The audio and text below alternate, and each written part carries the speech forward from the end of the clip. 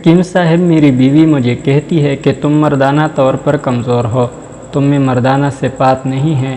میں یہ بات سن کر حیران رہ گیا۔ جس کی بیوی اسے کہتی ہے کہ تم مردانہ کمزوری کا شکار ہو۔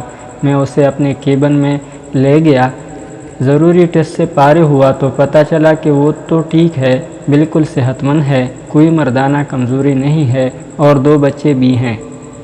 خیر، اپنے کاروبار کو ایسے تو مندہ نہیں کرنا تھا، تو اسے 2-3 بیماریوں کا بتایا اور کچھ ادویات دیں اور 15 دن استعمال کرنے کے بعد پھر آنے کا کہا۔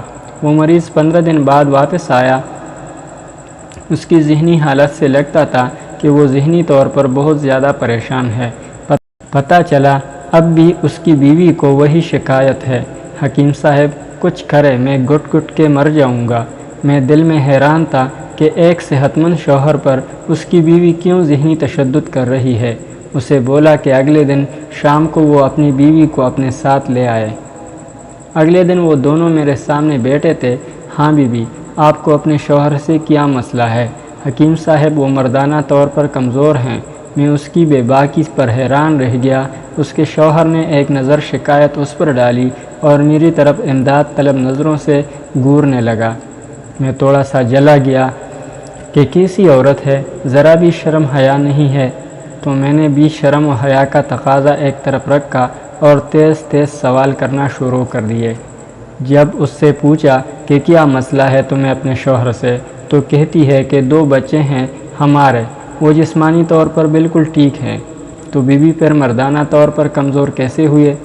حکیم صاحب، میرے بابا دیہات میں رہتے ہیں، زمینداری کرتے ہیں، ہم 2 بہنیں ہیں، ہمیں کبھی رانی سے کم بلایا ہی نہیں، اور میرے شوہر مجھے کتی بلاتے ہیں، یہ کون سی مردانہ صفت ہے؟ حکیم صاحب، مجھ سے کوئی غلطی ہو جائے تو یہ میرے پورے میکے کو ننگی ننگی گالیاں دیتے ہیں۔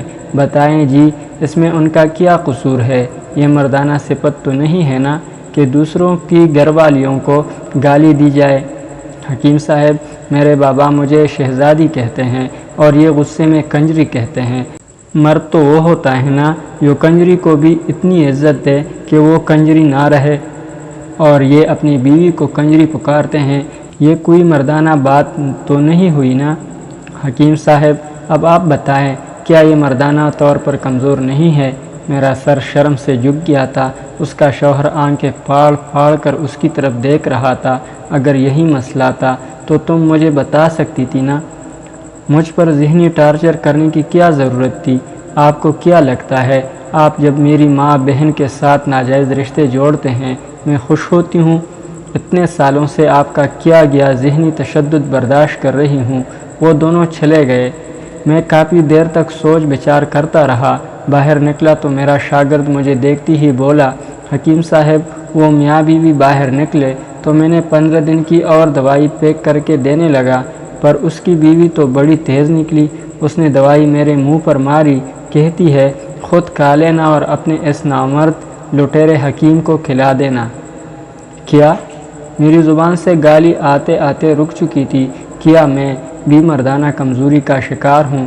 میرے ذہن سے سوچ ابھرنے لگی۔